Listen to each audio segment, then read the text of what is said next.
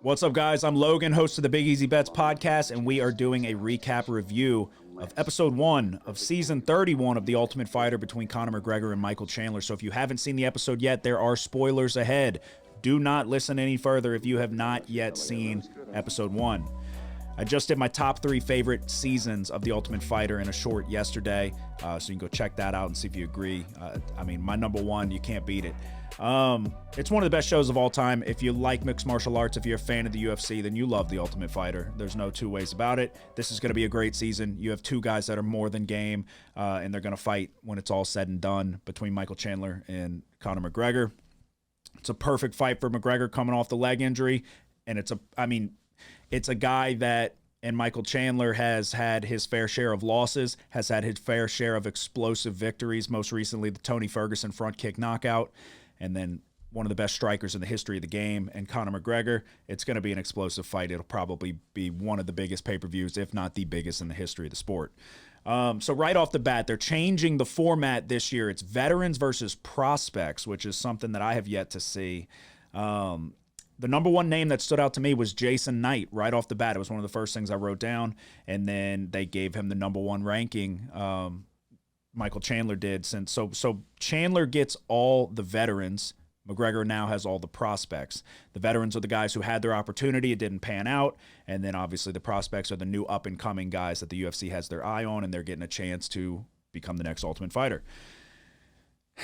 The clip that was going around viral between McGregor and Chandler, their first encounter, they're saying hello to each other, and then Chandler says his Mystic Mike prediction was that he's gonna knock Conor McGregor out in the second round.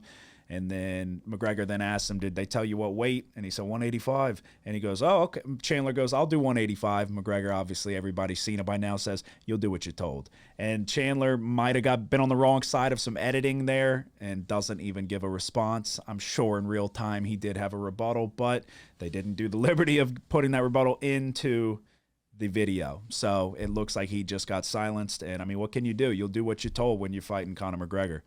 But yeah, so Jason Knight being in the mix of fighters stood out to me.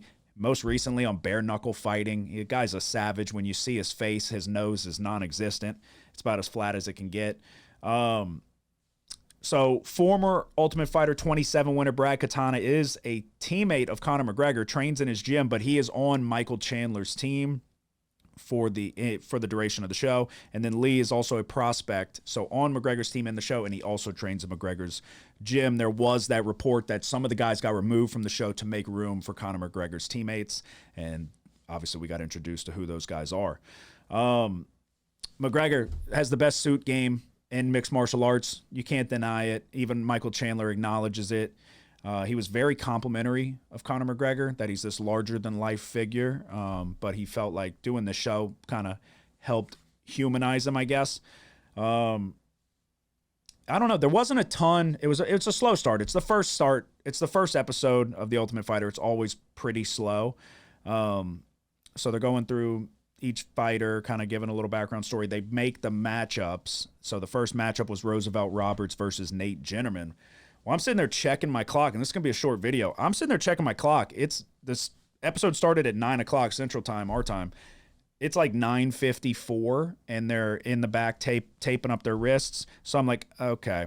You can kind of get the idea that this is they're either not fighting episode 1, which it looked like they were, and then that, or it's going to be a very quick fight. Spoiler alert.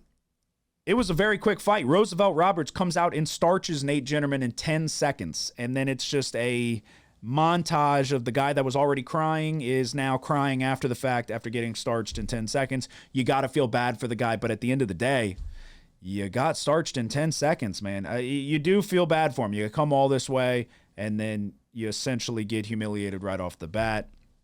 Roosevelt Roberts did what he needed to do. Didn't even really land. He hit him on the ear. Right behind the ear. Well, not like it was on the chin, but put the lights out, couple hammer fists, and it was a done deal. Like I said, I'm checking the clock. It's 9:55. I'm like, okay, it's got to be quick. I understand it's 2 rounds in The Ultimate Fighter, but 5 minutes? Yeah, well, all he needed was 10 seconds. It was a very quick Roosevelt Roberts win. So a relatively slow episode. You saw McGregor get in the mix, different approaches from the coaches. McGregor decided to go in and immediately jump into sparring. Michael Chandler's got him shadow box, and they're just kind of, like he said, trying to get the heart rate up. Two different approaches. Score 1 for Michael Chandler after episode 1.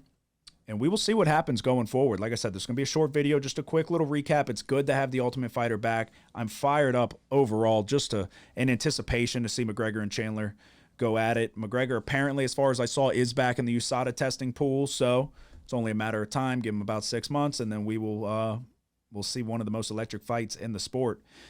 But we'll be back for episode 2. We will do another recap and review. Again, like I said, I try to tell you, if you hadn't seen the episode yet, there are spoilers.